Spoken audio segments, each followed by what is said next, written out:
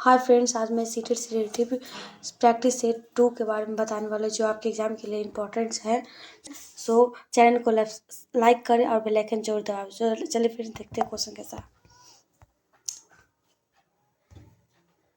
1 वर्ष के शिशु जब आँख, कान, हाथों से सोचते हैं तो निम्नलिखित में से कौन सा स्तर शामिल होता है?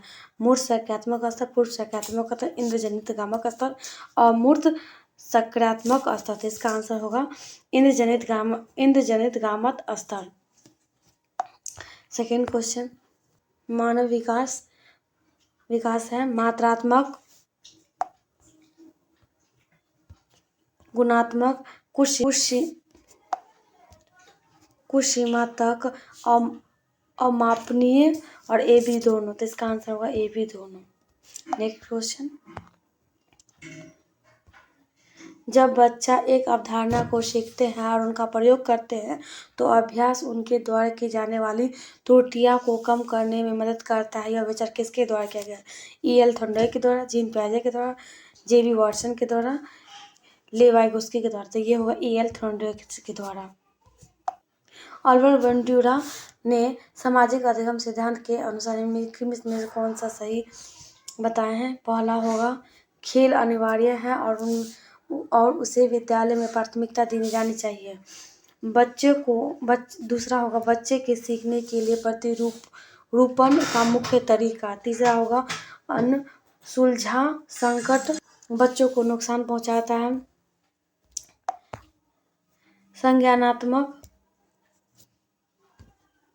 संज्ञानात्मक विकास सामाजिक विकास से स्वतंत्र है। तो इसका आंसर होगा फ्रेंड्स दूसरा, बच्चों को सीखने के लिए प्रतिरूपण का मुख्य तरीका है। चलिए नेक्स्ट देखते हैं, इसका कुछ एक्सप्लेनेशन है। फिर सब देखिए, अल्बर्ट बंडूरा के सामाजिक अधिगम सिद्धांत के अनुसार बच्चों के सीखने के लिए प्रतिरूपण या इसे मॉडलिंग भी कहता है का मुख्य तरीका, जिसे कोई बालक अपने उन चहेतों अभिनेताओं या खिलाड़ियों को अपने व्यवहार में शामिल कर लेता है, जैसे उन्हें वह टेलीविजन, चलचित्र आदि में दिखाता है। निम्नलिखित में से कौन सा कारक अधिगम को सकारात्मक प्रकार से प्रभावित करता है? पहला होगा अनुत्तीर्ण से हो जाने का भय, सहपाठियों के से प्रतियोगिता, अर्थपूर्ण संबंध, माता पिता की ओर से दबाव। तो इसका होगा अर्थपूर्ण संबंध। छठा होगा अपने चिंतन की अवधारणात्मक परिवर्तन लाने हेतु शिक्षार्थियों को सक्षम बनाने के लिए शिक्षक को फर्स्ट होगा उन विद्यार्थियों को पुरस्कार देना चाहिए जिन्होंने अपने चिंतन में परिवर्तन किया है। बच्चों को स्वयं चिंतन करने के लिए हितोत्साहित करना चाहिए और उनसे कहना चाहिए कि वे शिक्षक की बात सुने और उनका अनुपालन करें। थर्ड होगा व्याख्यान के रूप में व्याख्या प्रस्तुति करना चाहिए। फोर्थ होगा स्पष्ट और आश्वस्त करने वाली व्याख्या देनी चाहिए तथा शिक्षार्थियों के साथ चर्चा करना चाहिए। तो इसका आंसर होगा 4। शब्दों और अक्षरों के क्रम में पढ़ने की कठिनाई का अनुभव करना और अक्षर चक्षुषा सतित्री का हास से संबंधित हो। क्या हो? Dyslexia, dyscalculia, dysgraphia, dyspraxia. तो इसका आंसर होगा डिसलेक्सिया। अगर गणित से रिलेटेड कुछ प्रॉब्लम होगा तो डिसकैलकुलिया होगा, अगर लिखने से कुछ रिलेटिव कुछ प्रॉब्लम होगा तो डिसग्राफिया होगा, और शरीर गत्यात्मक से रिलेटिव होगा तो डिसप्रोक्सिया होगा। सभी के लिए विद्यालयों में सभी की शिक्षा निम्नलिखित में से किसके लिए प्रचार वाक्य हो सकता है? पहला होगा सशक्तिशील शिक्षा, समावेशी शिक्षा, सहयोगात्मक शिक्षा, पृथक शिक्षा। तो ये होगा समावेशी शिक्षा।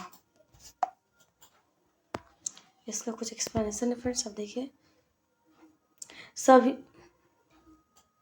सभी के लिए विद्यालयों में सभी की शिक्षा समावेशी शिक्षा का प्रसार वाक्य हो सकता है, क्योंकि यह शिक्षा सभी नागरिकों की समानता के अधिकार को जानने तथा सभी शिक्षार्थियों को बिना किसी भेदभाव के शिक्षा समान अवसर उपलब्ध कराता है। यही समावेशी शिक्षा है। निम्नलिखित में से पार का सही उदाहरण क्या होगा? सवालों के जवाब बताना, संकेतों का इशारे कर, भौतिक पुरस्कार देना, उद्दीपन प्रक्रिया के द्वारा अनुकूलन को सकारात्मक करना। तो होगा संकेत एवं इशारे करना। राष्ट्रीय शिक्षा नीति 2020 के अनुसार मूल्यांकन का उद्देश्य क्या है? रटने की क्षमता का परीक्षण,